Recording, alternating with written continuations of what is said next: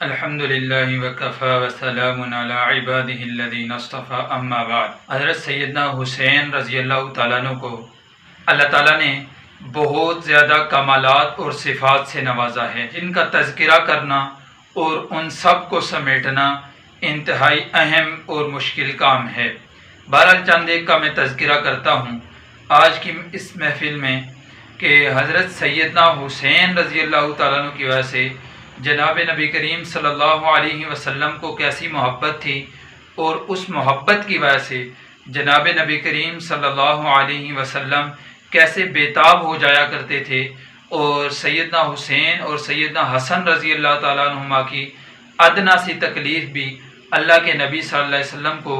مشکل میں ڈال دیتی تھی، بےتابی اور اضطراری میں ڈال دیتی تھی۔ احادیث مبارکہ میں اگر دیکھا جائے تو ایک واقعہ یہ ملتا ہے کہ ایک مرتبہ اللہ کے نبی صلی اللہ علیہ وسلم مسجد نبوی میں تشریف فرما ہیں کہ حضرت ام ایمن رضی اللہ عنہ نے آ کے عرض کیا، اللہ کے رسول، آپ کے دونوں نواسے سیدنا حسن اور سیدنا حسین رضی اللہ تعالیٰ عنہ نہیں مل رہے، گویا کہ کہیں آگے پیچھے نکل گئے ہیں اور تلاش کے باوجود پتہ نہیں چل رہا۔ تو اللہ کے نبی صلی اللہ علیہ وسلم خود بھی نکلے اور صحابہ بھی اللہ کے نبی صلی اللہ علیہ وسلم کے ساتھ مختلف راستوں پر نکلے، یہ اللہ کے نبی کے نواسوں کو تلاش کرنے کے لیے۔ تو ایک صحابی اللہ کے نبی صلی اللہ علیہ وسلم کے ساتھ ہو لیے، تو آپ علیہ الصلوۃ والسلام ایک طرف چلتے گئے اور آگے جا کر دیکھا کہ ایک جگہ پر، وہ راوی کہتے ہیں کہ ایک جگہ پر سیدنا حسن اور سیدنا حسین رضی اللہ تعالیٰ عنہما دونوں یعنی ڈر کے مارے سمٹے ہوئے اور ایک دوسرے کے ساتھ جڑے ہوئے کھڑے تھے، اور دونوں کے پاس ایک اژدہا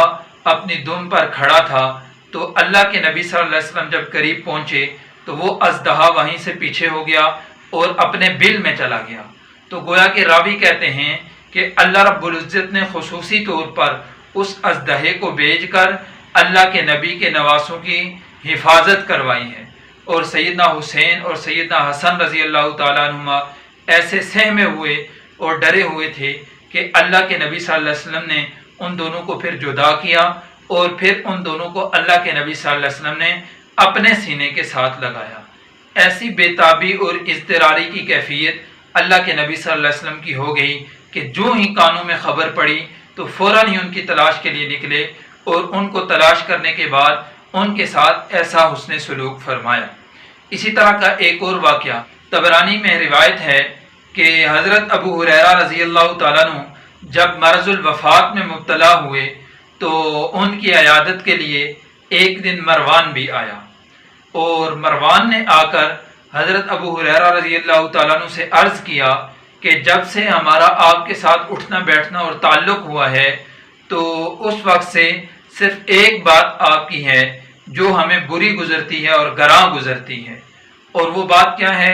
اس نے کہا کہ آپ سیدنا حسن اور سیدنا حسین رضی اللہ عنہما کو زیادہ ترجیح دیتے ہیں، ان سے زیادہ محبت اور الفت کرتے ہیں، ان کے ساتھ زیادہ تعلق رکھتے ہیں، یہ بات آپ کی ہمیں گراں گزرتی ہے۔ تو اس پر سیدنا ابو ہریرہ رضی اللہ تعالیٰ عنہ لیٹے ہوئے تھے، بیماری کے عالم میں تھے، اور فوراً اٹھ کر بیٹھ گئے اور مروان سے کہا کہ تم جانتے بھی ہو کہ ان کا کیا مقام و مرتبہ ہے، اور فرمایا کہ میں اس بات کا عینی گواہ اور چشمدید گواہ ہوں کہ ایک موقع پر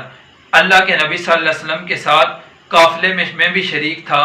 اور قافلے میں حضرت سیدنا حسین اور سیدنا حسن رضی اللہ عنہ بھی اپنی والدہ کے ساتھ اسی قافلے میں شریک تھے کہ راستے میں ایک جگہ ان کے رونے کی آواز اللہ کے نبی صلی اللہ علیہ وسلم کے کان مبارک میں پڑی۔ تو اللہ کے نبی صلی اللہ علیہ وسلم نے اپنی سواری کو تیز کیا اور جلدی سے حضرت فاطمہ رضی اللہ تعالیٰ عنہ کی سواری کے پاس جا کر فرمایا کہ میرے بچوں کو کیا ہوا ہے، یہ کیوں رو رہے ہیں؟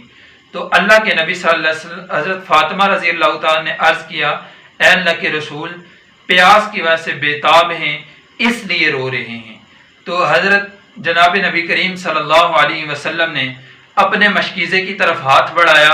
تاکہ شاید کہ اس میں سے کچھ پانی مل جائے، تو آپ علیہ الصلوۃ والسلام کو اپنے مشکیزے میں سے ایک قطرے کے برابر بھی پانی نہ ملا۔ پھر اللہ کے نبی صلی اللہ علیہ وسلم نے قافلے والوں میں اعلان کیا اور سیدنا ابو ہریرہ رضی اللہ تعالیٰ عنہ فرماتے ہیں کہ بہت بڑا قافلہ تھا، اللہ کے نبی صلی اللہ علیہ وسلم نے اعلان کروایا کہ قافلے میں اگر کسی کے پاس پانی ہو تو وہ پانی لے کر آئے۔ تو قافلے والوں نے دیکھا کہ قافلے والوں میں سے کسی ایک شخص کے پاس بھی پانی کا ایک گھونٹ، ایک قطرہ بھی نہ مل سکا، کیونکہ وہ بچے تھے اور وہ بے تابی کی وجہ سے، پیاس کی وجہ سے رو رہے تھے مسلسل۔ تو اللہ کے نبی صلی اللہ علیہ وسلم سے رہا نہ گیا۔ اللہ کے نبی صلی اللہ علیہ وسلم نے حضرت فاطمہ رضی اللہ تعالیٰ عنہ سے فرمایا کہ ایک بچہ مجھے دو۔ حضرت فاطمہ رضی اللہ تعالیٰ عنہ نے ایک بچہ چادر کے نیچے سے کر کے اللہ کے نبی صلی اللہ علیہ وسلم کو پکڑایا، تو اللہ کے نبی صلی اللہ علیہ وسلم نے اس بچے کو پہلے اپنے سینے کے ساتھ لگایا،